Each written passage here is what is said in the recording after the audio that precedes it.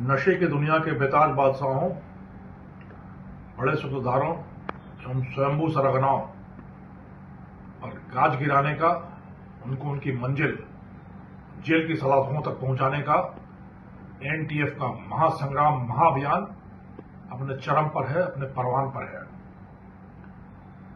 जनता से मिल रही सूचना, समर्थन और सहयोग से उत्पन्न उत्साह एवं ऊर्जा के दम पर न सिर्फ अपने राज्य में बल्कि सुदूर केरला, आंध्र प्रदेश, तमिलनाडु तक जाकर एनटीएफ की टीमें उन सूत्रधारों पर, उन वांछित कुख्यात तस्करों पर जो पुलिस की आंखों में एक लंबे समय से भूल झोंक कर फरार थे, जो अपना कद कानून से बड़ा समझते थे, जो लगातार नशे के धंधे को बदस्तूर चला रहे थे, जो लगातार अवैध कारोबार से समृद्धि के पायदान चढ़ते जा रहे थे और नई पीढ़ी के लिए चमक, दमक और चकाचौंध दिखाकर उनके रोल मॉडल बनने का दुस्साहस कर रहे थे। उनको उनकी सीमा दिखाने का, उनको उनकी मंजिल तक पहुंचाने का काम एनटीएफ ने अपने कंधों पर लेकर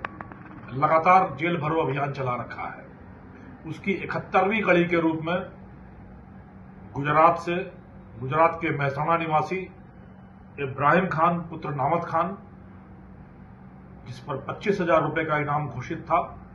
जो पिछले 7 वर्षों से लगातार फरार चल रहा था, उसकी गिरफ्तारी के लिए एनटीएफ ने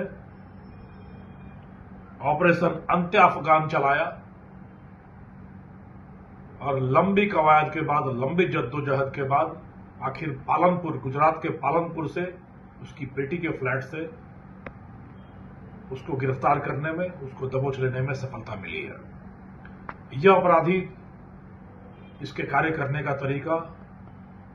थोड़ा भिन्न था। यह न तो तस्करी करता,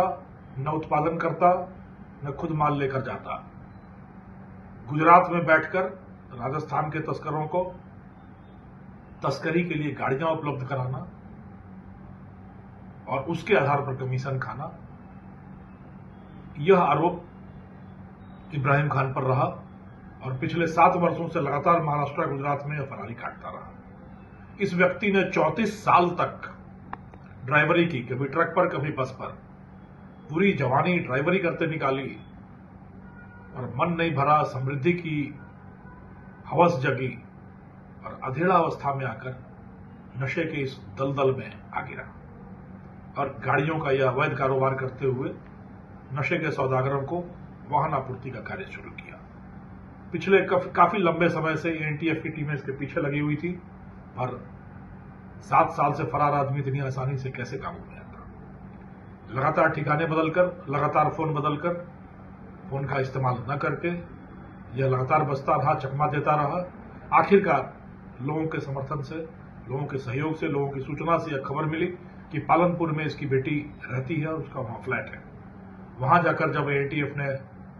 सुरागरशी की, तहकीकात की, तो यह सामने आया कि 2 दिन के बाद उसके घर में कोई निजी समारोह होने वाला है। तो आंखों में चमक आई कि शायद इब्राहिम उसमें शामिल होने आए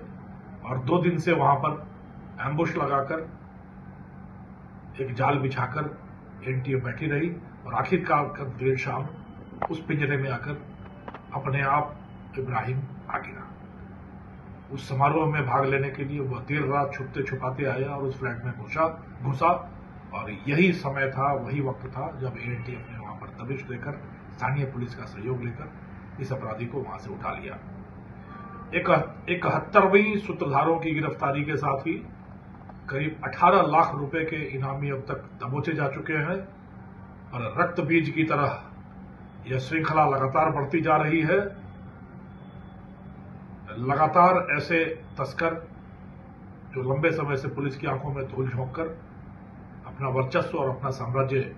बदस्तूर जमाए बैठे हैं, उन पर वक्र दृष्टि, शनि दृष्टि एनटीएफ की पड़ चुकी है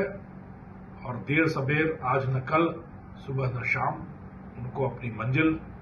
जेल की सलाखों तक जाना ही है। और उसके लिए बड़ा स्पष्ट कहा गया है तुम भागोगे कहां? यहां हर तरफ पुलिस है, पुलिस की आंखें हैं। भाग लो जितना भाग सकते हो, तुम्हारी मंजिल तो जेल की सलाखें हैं।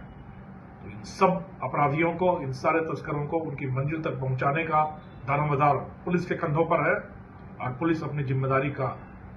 संपूर्ण समर्पण के साथ निर्वहन करते हुए उनको उनकी मंजिल तक पहुंचा